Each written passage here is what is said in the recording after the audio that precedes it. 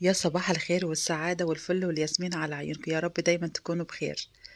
النهارده بدأت بقى الصباح معاكم بقى بإيه، بالكيك الحلو ده، وهاسيبكم بقى النهارده في الفيديو كده تستمتعوا بقى وتشوفوا النهارده بقى مش هنخرج من المطبخ، هاوريكم شوية أكلات كده حلوين عملتهم يعني وحلويات وكده. وطبعًا أنا بدأت بالكيك ده. عملت بقى مكونات الكيك زي ما إحنا عارفين الطبيعية جدًا، عاملاها ب4 بيضات عشان الارتفاع والسمك ده الحلو ده. كده أنا عملته بالسيرب وسقيته كده يعني شربات حلو كده على الوش. عملت له سيرب كده حلو يعني بالبرتقان، كان نِفْسي أوي في الكيك بالبرتقان.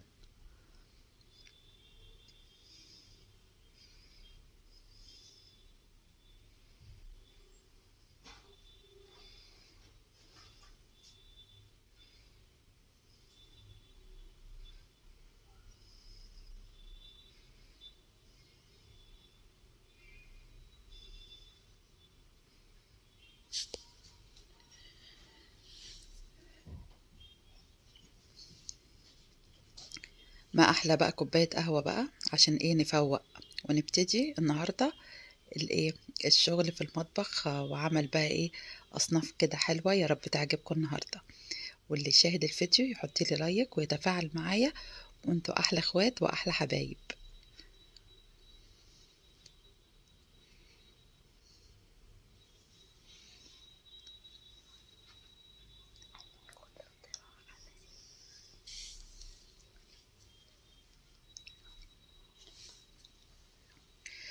معايا بقى صينية مكرونة بشاميل هنشوفها دلوقتي. التقيل بشاميل روعة، يعني من كتر ما هو كده يعني آآ مليانة كده بشاميل، يعني كلّها غنية مفيدة ولذيذة، باللبن والقشطة. والبسبوسة دي بقى مش هاقول لكم، هنقطّعها دلوقتي وهنشوف جمالها، صينية البسبوسة.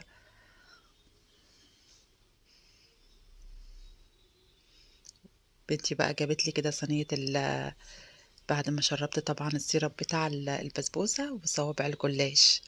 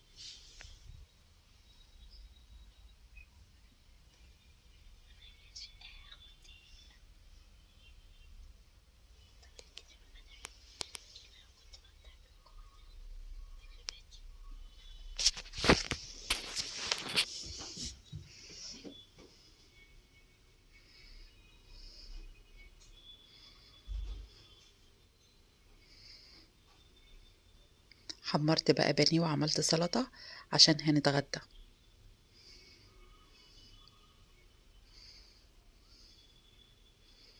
مش باقول لكم البشاميل غني أوي،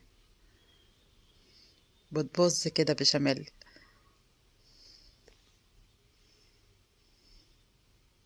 سخنة مولعة. الصراحة ما كنتش عارفة أمسك خالص ولا أقطّعها.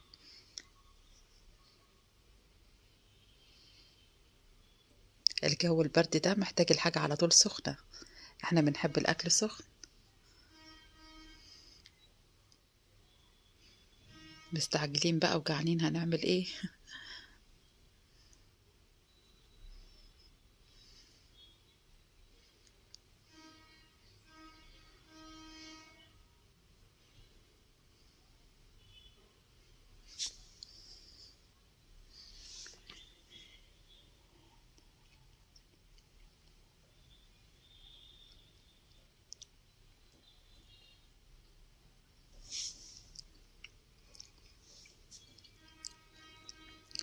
والبسبوسة الجميلة الدايبة قطع قطع.